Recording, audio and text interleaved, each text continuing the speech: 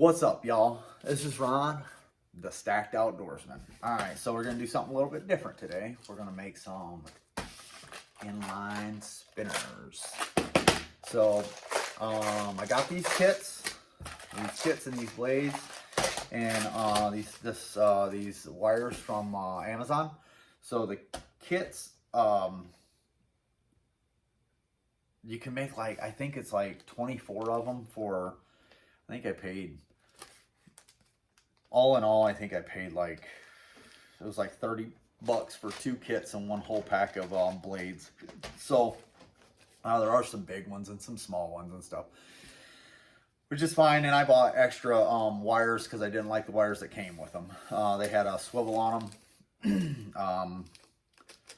I don't like that. I use a swivel at the end of my line, my 8-pound test, and then I usually put like a 4 or 6 pound tippet on the end of that, about, I don't know, 2, maybe 2.5 foot, and then I tie my spinner on there. So when it spins, if it does spin the whole thing, it doesn't twist my line, all the crap. I didn't like the thing that was on the wire. I just don't trust it. I prefer just a barrel swivel. That's just a swivel. That's what it's there for. So what I'm going to show you today is a quick little tutorial on how easy it is to make these on your own. Because I don't know if anybody, I like spinner baits because you can catch anything with a spinner bait. I use them for trout mostly, but I go down to the neighborhood pond and I've caught 4 or 5 pound largemouth bass with them too. And I've caught little, nice bluegill to small bluegill. I mean, you can catch just about anything, any fish in the water will hit a spinner sooner or later. So the nice thing about these is I've used Mepps, I've used Panther Martins, I've used Rooster Tails, all really, really good products, not taking nothing away from them. If I could get them for nothing, I'd use them. But the last time I checked out a Panther Martin that I wanted to buy, it was like $7. I'm like, $7. I bought enough to make 30 or 40 of these for like 20 bucks. And then I tied my own Flashabou and feathers on a couple of hooks. And these I think cost me like $5, an extra 30 wires. So I probably got, let's call it 40 bucks max into 40 of them. So $1 a piece instead of $7 a piece. Now, does the Panther Martin work better? Probably. But I really like the way I make these. I've made my own spinner baits for years. I used to get my parts and stuff from Jan's Netcraft. This year I decided to re-up. I had nothing left. I bought a bunch of stuff a long time ago I've been using. And I saw these on Amazon. I thought, well, I'll give them a go. This summer I'm gonna, or not this summer, it'd be Memorial Day weekend. I'm gonna go up with my brother and my other brother and maybe my son if he's done with golf this year. But we're gonna go up north and we're gonna do a little trout fishing for Labor Day weekend, or Memorial Day weekend, I'm sorry.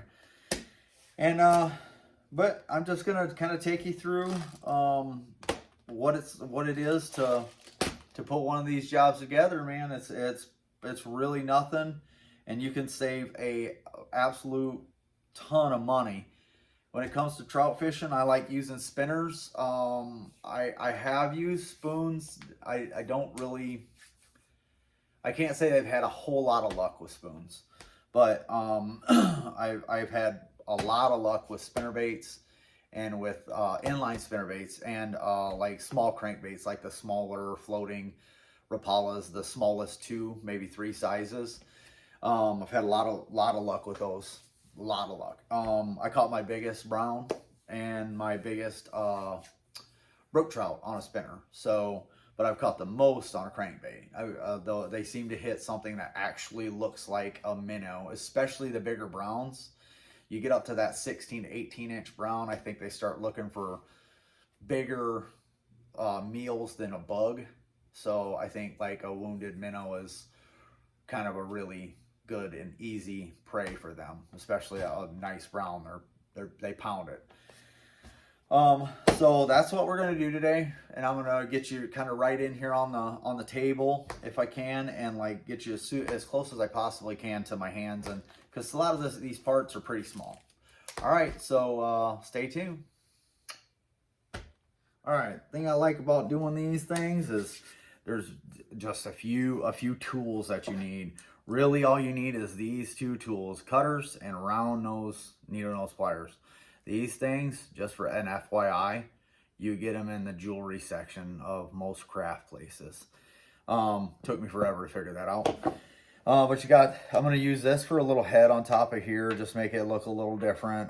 You got your couple of beads, your clevis, your hook, your spoon or spinner. These are different kinds of spoons of spinners. There's like willow leaves, more of a spoon shape, and then kind of like just different colors of chrome. You got your silver chrome here, and then these.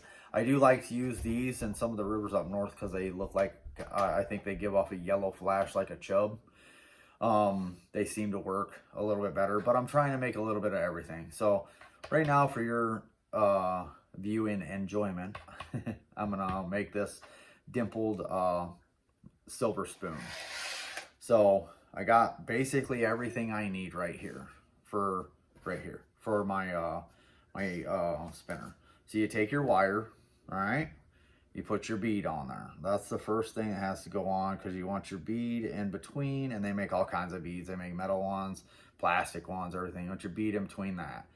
And then you want your spoon and your clevis. So you want to make sure your spoon is going the right way. So the dome part you want towards the eye of the inline spinner bait itself. So you want it to look like that. So the dome part that way. Then I'm going to put this in place of my other bead, this little head thing. It adds a little weight too. And then I'm going to put the body. Okay, so you got that so far. And then I'm going to put this other little bead just in between the body and the hook and stuff. So now what you want to do is, the best thing, the thing I like to do is take, and I like to get about, I'd say like a 1/2 inch, so you got plenty of play, because you're going to loop that. You're going to put a loop in that. So that takes, you're going to need some space. So we're going to take and put a loop in this thing to where it's like that. Now I'll straighten this up at the end of the thing. I don't know, hopefully on the white table you can see it. Okay, so then I take and I put my hook on. I feed that through and just pop it in there. And then I hold the loop with my pliers like so. And you want to hold them tight too. And you loop your wire around the shaft, the main shaft, a couple times. I like doing it 2 times. Some people like doing it more. Watch hooking yourself. I've done that plenty of times. I almost did it right there. And then I straighten out my loop. So you got that basically, and you got you want it pretty much in line with everything. So you're gonna want to take and take your pliers in there and kind of straighten things out a little bit. But that's kind of what you're looking for. And then you just take and you trim off your tag end. And sometimes I take another pair of pliers and I kind of crimp that down a little bit so it doesn't get in my way. But that's basically what you're looking at. A nice functional inline spinner that's got some weight to it. I tend to like 1/4 ounce weights for trout fishing, and I've caught like up on the White River in Michigan. I've caught pike, smallmouth bass, largemouth bass,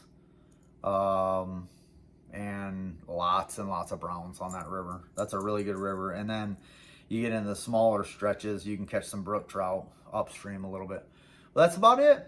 I mean, it makes it, you got a functional spinnerbait and you're ready to go fishing.